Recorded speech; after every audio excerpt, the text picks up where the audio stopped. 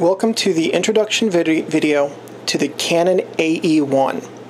This is an interchangeable lens SLR, single lens reflex camera, with a center-weighted meter using a silicon photo cell. The shutter speeds are 2 seconds, including bulb. They go from bulb to 2 seconds up to 1/1000th of a second. This has a cloth shutter plane curtain, and 1/1000th of a second is pretty close to the max it can do. The Canon F1, which is older than this, could do 2,000th of a second on a cloth shutter plane curtain. But 1,000th, which the AE-1 does, is pretty good. The magnification through the eyepiece is 0.86x, so it reduces, most of these reduce a little bit, but it reduces the image size a little bit coming through the eyepiece.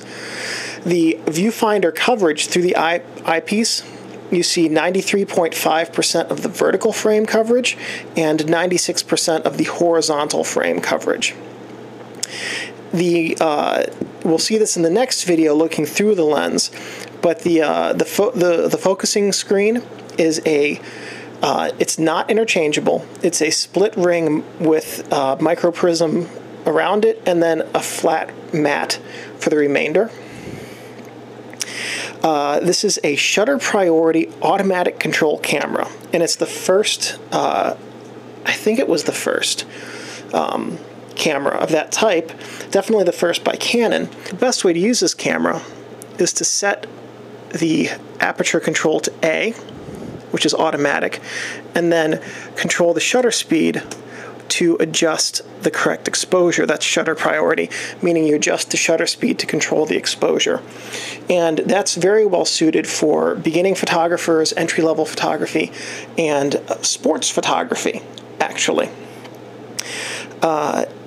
This also, the last note we have on the opening, third to last note.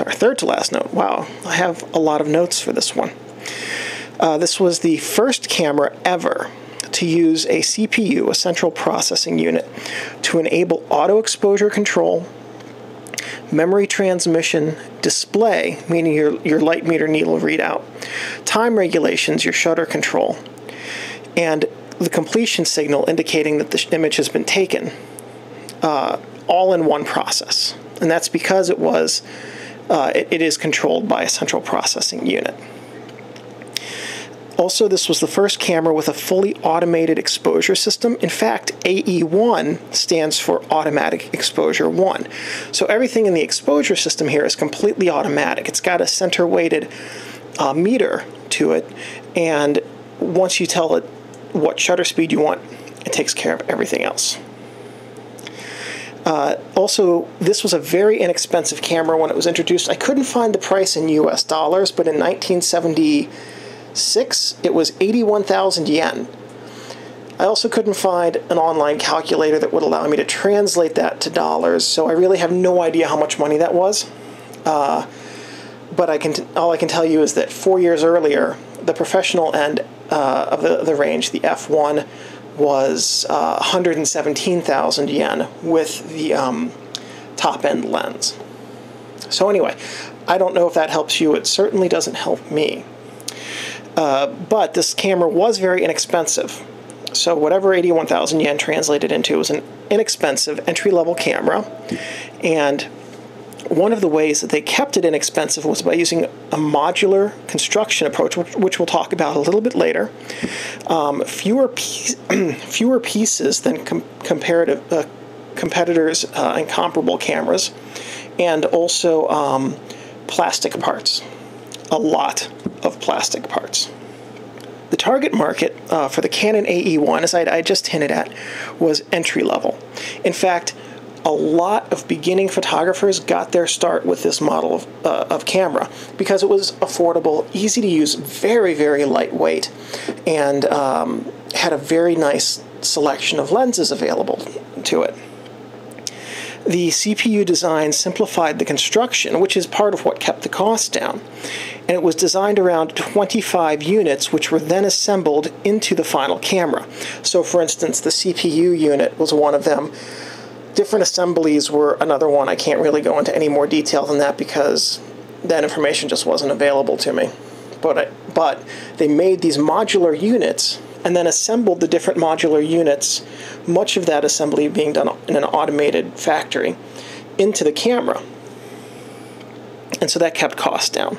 This design approach also reduced the number of parts required for this camera by 300 compared to similar competitors' cameras, making it much simpler and less expensive to build. Also, I'm assuming easier to repair. This also reduced the price dramatically. As well, another thing that helped reduce the price were the plastic components. For instance, it sounds kind of metallic, and we'll talk about that in a bit, but the top is plastic, the bottom's plastic, even though they look chrome-plated. A lot of the internal mechanisms are plastic. The Canon AE-1 was produced by Canon KK. Now it's known as Canon Inc. Incorporated. Same company, different name. It was released in Japan in 1976 and produced until 1984, and all of the Canon AE-1s were produced in Japan. The predecessor cameras, it was preceded by various models of Canon, such as the Canon G3QL17, which was released in 72, the Canon EF, the FTN N, the TX, and the FTB. I used to have a TX, I don't anymore, but this is actually very similar in appearance to the TX, although it's more advanced. The TX was not the most enjoyable camera to use, although for its time it was a decent camera. This was concurrent with, now remember, this was released in Japan in 76. It was concurrent with the AT1, which was released in 77, the A1 in 78, the AE1 program in 81, and the AL1 in 82. And this was the first of the A line in Canon's camera lineup. The A line was followed by the T series and then EOS cameras, and there were some others in there. Canon's made a lot of different models. So next what we're going to do, if you have your instruction booklet, go ahead and grab that. We're going to go through the camera layout, the top, front, back, bottom, in the order, basically, kind of the order presented in the instruction booklet. And then we'll talk about some more of this camera's history and some interesting notes about it, too. Okay, so we're here with the AE-1, and we're going to start on the top of the camera. And so if you have your manual, I believe that this is on page 3, at least it is on my copy. And we're going to start with item number 16. Oh, before we do that, note that your serial number is up here. All AE-1s had their serial number in the same place. So here is this is item 16, the film rewind knob and crank. And the crank flips out, and that's what you use to rewind the film cassette once you're done with taking all of the photos on it. The next, item 17, is the, item 17 will be in a later section. Item 18 is the film plane indicator, right here, the circle with the line through it. And if you're doing macro photography or astrophotography or something like that, the film plane indicator allows you to take a measurement from this point to your subject to calculate things like magnification or an exposure. With a through-the-lens camera meter like this has, exposure is not really an issue, but magnification can be and focus can be, especially if you can't see through your viewfinder with your microscope adapter or telescope adapter. But mostly that's more for macros and microscopy. Item 19 is the battery check button, and if you want to check to see if your battery is good, you depress this while looking through the viewfinder.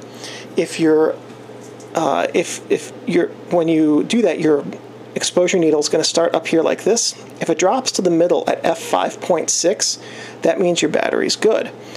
When you push this, and then you don't have to look through your viewfinder anymore. Obviously, I probably didn't really need to say that. Item number 20 is the accessory shoe. It's a hot shoe. That's your X flash sync, although it doesn't say X on there, with a flash sync speed of 1/60th of a second. The film advance lever is over here, and after you've taken your image, you crank this, I think it's 120 degrees to advance to the next frame.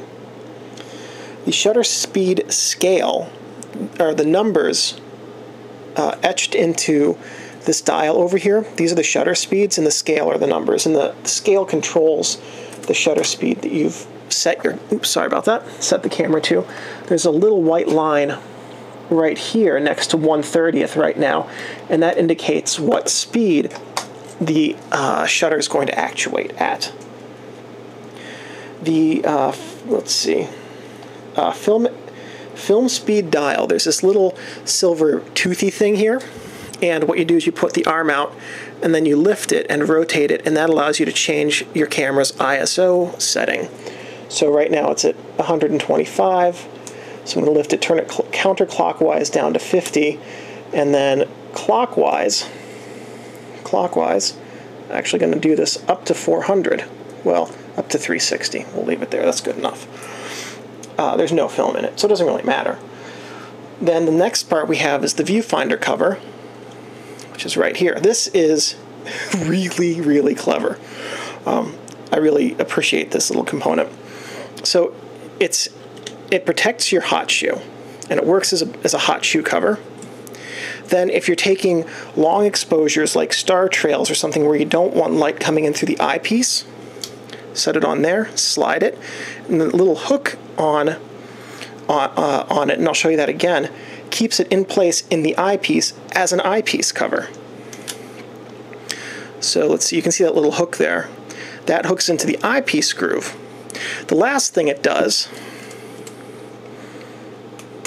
pop open the battery case. And that's a good way. If you don't have this, we'll talk about other ways to do it when you have, when we talk about changing the battery. But this makes it very easy to open the battery compartment without damaging the compartment. The compartments are one of the weak points on this camera. The next thing is the shutter release button. And you can see that it's got a remote release control in the center of it. The shutter release button is a magnetically activated shutter release, so it's one of the lightest shutter release buttons I've ever used. It takes the least amount of effort to use it. You also have so this switch here has 3 functions. Here it's locked, can't push the shutter button.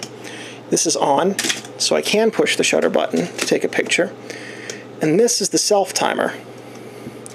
And you can see, let's do it this way. You could see the red light before, but I'll cover it so you can see it flashing now. And it gets a little bit faster as it comes to the end, and then it takes the picture. So we'll lock that again. And next we'll go to the front of the camera. All right, so here's the front of the camera, and again, we've got the battery compartment right here. Let me make sure I'm not jumping the gun here. Oh, I started on the wrong side of the camera. Sorry about that. Following along again in the instruction manual, item number 1 in the manual is the stop-down slide, and that's right here. And this is for stop-down metering. I'm going to take off the lens here, and I'm going to show you what's happening with the stop-down slide. Do you see the movement inside there? That's a better view. That arm that's moving controls the aperture. So when you take the photo, that clicks over to the aperture setting very quickly. And but if you want to do a depth of field preview or stop-down metering, there you go. Stop-down metering is very good if you're doing a macro image, for instance. Also, you can lock the stop-down in place. You can see that silver button is there and it wasn't before. By pushing the slide over far enough, you can lock that in place and get take your meter reading, or really study a photo before taking a depth of field, or study a photo's depth of field before taking the image. And then to unlock it, just push down on the silver button. Fiddly breech mount system. Anyway, next is the exposure preview switch, which is right here. This is another way to, I believe this is another way to do the depth of field preview. Or not. I'm not sure what that does. You know, it occurs to me I probably should have read up on what that button does before I started filming this video. I'll post it in the description if you're curious. Also, same thing here. This is the Backlight Control Switch. I will post in the description what that does as well, because I don't know. Yeah, way to prepare on that, Dave. That's great. Anyway, let's see. The next thing is there's this red dot here on the lens, and normally I don't have the lenses when I do these videos, but this is important-ish. Also, when we talk about mounting the lenses, this is a much different system than other cameras we've seen. There's this red dot here, and that's how you align the lens to mount it. And then physically turn the lens. It doesn't like to turn sometimes. The next thing is, we're going to skip over the lens, the standard lens functions, the aperture and focus ring. Those are pretty standard. I'm hoping you know how to do those. This is the automatic function, and there's a little button next to it that locks it in place, so if you need to take it off automatic, you push the button. But with this camera, it's best just to leave it in automatic because it's a shutter priority camera. Let's see. Next item was, let's see, camera front, stop, just switch battery chamber cover. Oh yeah, the battery chamber cover. So, talked about this briefly. There we go. And open it, and it takes a 28L or 4LR44 battery. They're the same thing. I don't think the 4LR44s are made anymore, but I could be wrong. The 28L is a button cell stack that's just got a bunch of LR44s in it, I believe. I could be wrong about that. I've never taken one apart, and I highly recommend you don't take one apart either. Alright, camera back.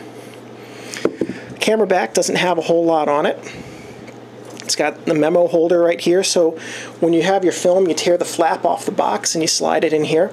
I've also seen people put a sticker with their name and phone number and stuff on here. Oh, whatever. No one's stealing film cameras anymore. Well, that's not true. One of my friends just had all of his film cameras stolen. But anyway, not by me, I promise. So but you could use that for other things than just a reminder of the film, but that's really the best thing. Then we have the eyepiece up here and the grooves that are used to hold the accessories in place. Accessories include a right-angle viewfinder, the cover up here that we talked about, a bunch of different diopters, I think like 10 different diopters for eyesight correction, and a few others. I think there's a magnifier as well. Then we have the film door right here. Now the film door is interesting because there was a data back accessory for the AE-1 that Canon produced, and so you could put a data back on here and it would record the date and time of the photo in the bottom right corner. Like digital SLRs and any digital camera will do that now, but back then most cameras didn't do that. The only problem with the data back accessory is it only went to 1987.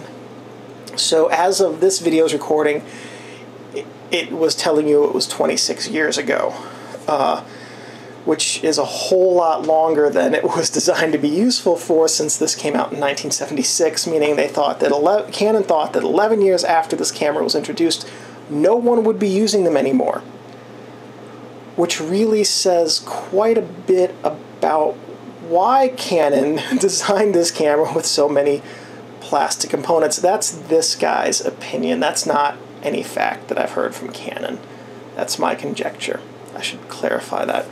At any rate, to put the door on, the data back on, there's a little switch up here, a little catch. And you just pull it down, and there we go.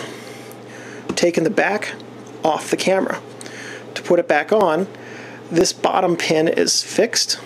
It goes into the bottom. Sorry. There's a bottom pin here that's fixed. You can see it, the little silver pin. It goes into its pivot hole, hinge hole, whatever you want to call it. And then we just do the reverse procedure. We pull the pin down into the hinge, let it snap in place. I need new light seals on this camera. There we go. That's the back of the camera. Moving now to the camera bottom, there's really not a whole lot to see here, I'm not going to lie to you. This is not a battery cover. We saw the battery cover on the front already. This is a rewind motor. There was a motor drive available for this camera. And it would plug in here, and there's a couple contacts over here that I believe are for it. We've got the tripod bushing, and then we've got the film release button. That's really all there is to see there. Inside the camera, standard 35mm configuration. If you've seen any of my other videos, you've seen this a gajillion times. We've got and that's not really an exaggeration, you have seen it that many times. You've got the film cassette area over here where you put your film, guide rails to keep the film in line, aligned, those are the top rails, and then these inner rails are used in conjunction with the film pressure plate here, when this closes, to keep the negatives flat against the film plane. Over here we've got a sprocket which helps to guide the film, and the take-up spool. Also have this guide over here that helps to keep tension on the film. This also helps keep tension on the film as it's in the camera, which helps keep it flat against the film plane.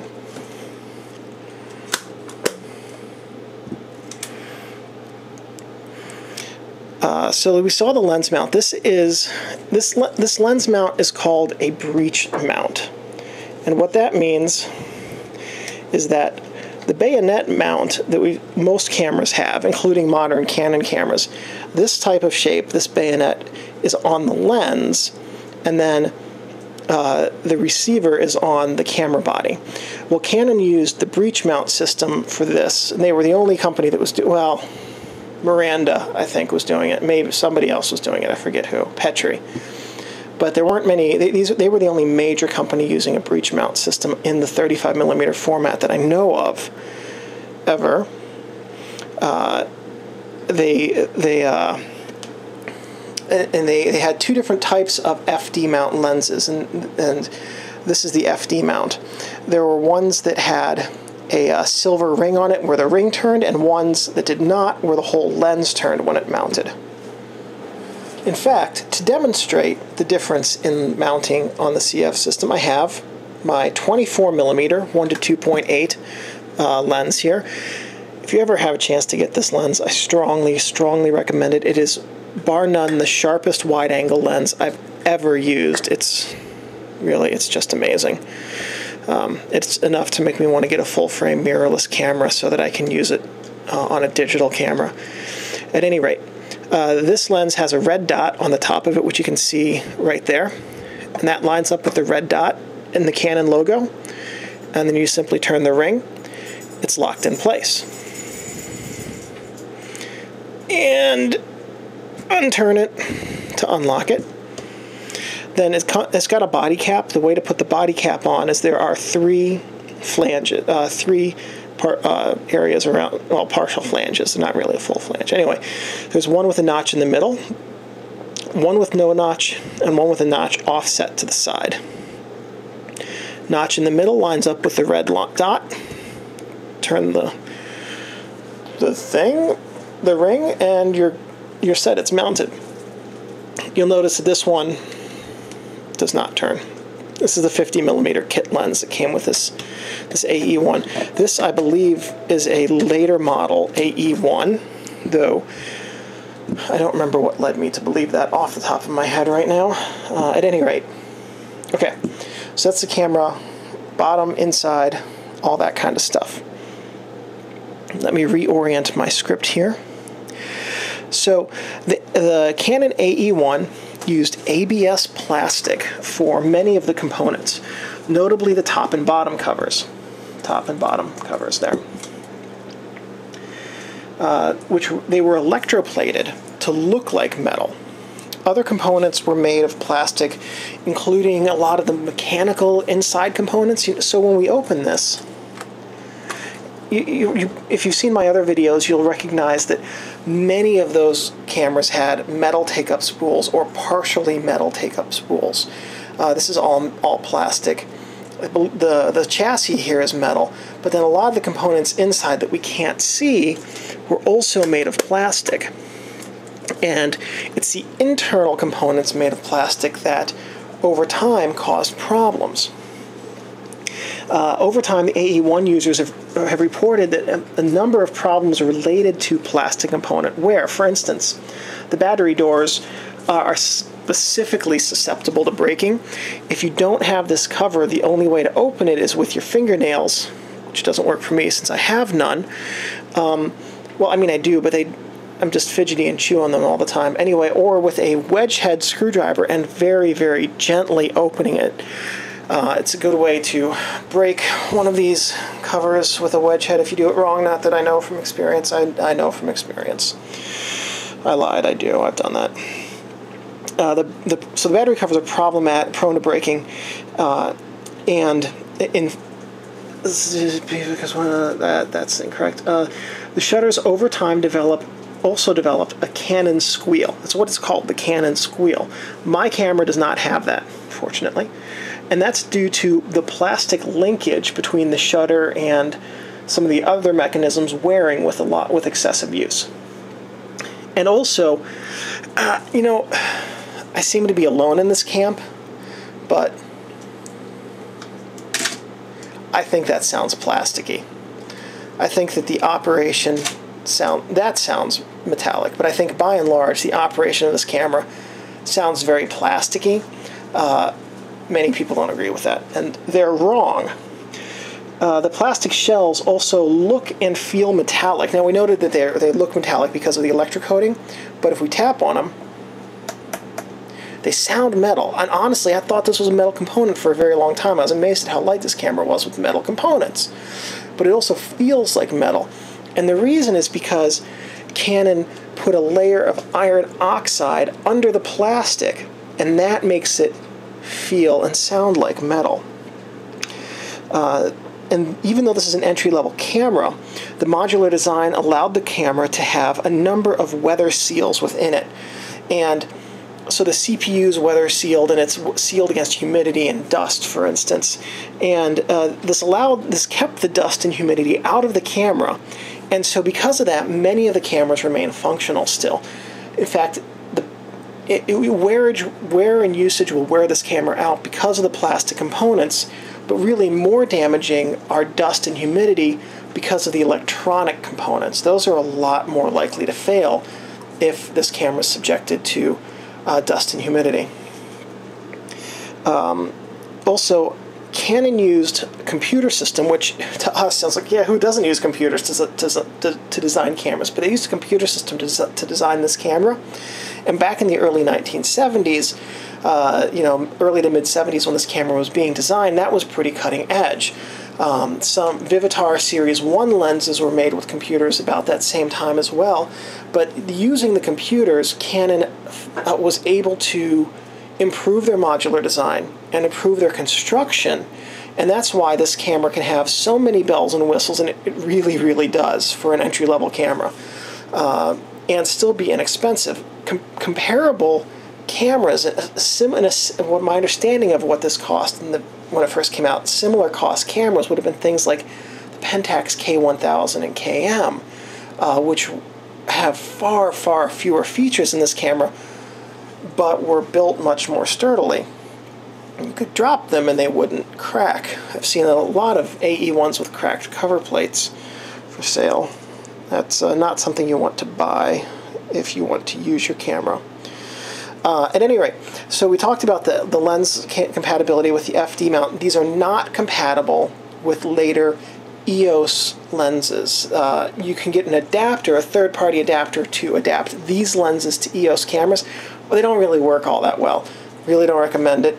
That's one of my big frustrations when Canon and Nikon, and for instance, change their lens mounts and don't facilitate backwards compatibility. That's where Pentax has them beat. Sorry, I'll get off my horse now, but it is frustrating to have, although it's a very good marketing and sales strategy for the company to release a new line of cameras and have none of the old lenses work. So a few camera don'ts here. Don't touch the shutter being the cloth curtain inside of it. Don't touch that, especially if you're doing a long exposure and it's open. Don't stick your finger in it. If you do, that's a really, really good way to brick your camera and turn it into a doorstop or paperweight. Don't touch the camera's mirror, which is inside here. Don't touch the mirror, because the acids on your fingers will erode the silver, and it will cause the silver to come off of the mirror and basically ruin your mirror. Don't leave your camera or lenses in your car, because the heat will damage them, and it can cause the oil that lubricates the lenses especially to liquefy and get into places it's not supposed to and ruin your camera. Also, don't freeze them. Heat's really bad, but freezing them is also pretty bad. Don't store your camera gear in a plastic bag. I was talking to a guy who does this. He wraps them all in plastic grocery bags and sticks them on his shelf, and that's a really good way to get a little bit of moisture in there and a lot of fungus and ruin your gear that way. Also, don't let your camera get wet unless it's an underwater camera. This one's not, so as a good rule of thumb, most cameras are not supposed to get wet. It means don't let them get rained on. Don't dunk them in the sink. Don't take them in the swimming pool. And just remember that your camera is a precision tool, and it should be handled with care and respect. And as long as you do that, it will last you a very, very long time. In fact, most of these cameras, treated well, will outlast the manufacturer's specifications for how long they're supposed to last. So that's our video. If this is the first of 2 videos, so we're going to do a couple other things in the second video that we haven't done yet. So this was an introduction. The second video is going to talk a little bit about usage. So click on over to that second video if that would be helpful. If this one was helpful, you can give me a thumbs up. I really appreciate getting thumbs up and likes from you guys. That lets me know that I'm on the right track and that I'm recording videos that are helpful to you. Also, leave me a comment. I like getting comments, and I tend to respond pretty quickly. And you can subscribe over here. Well, at least when I'm recording it over here.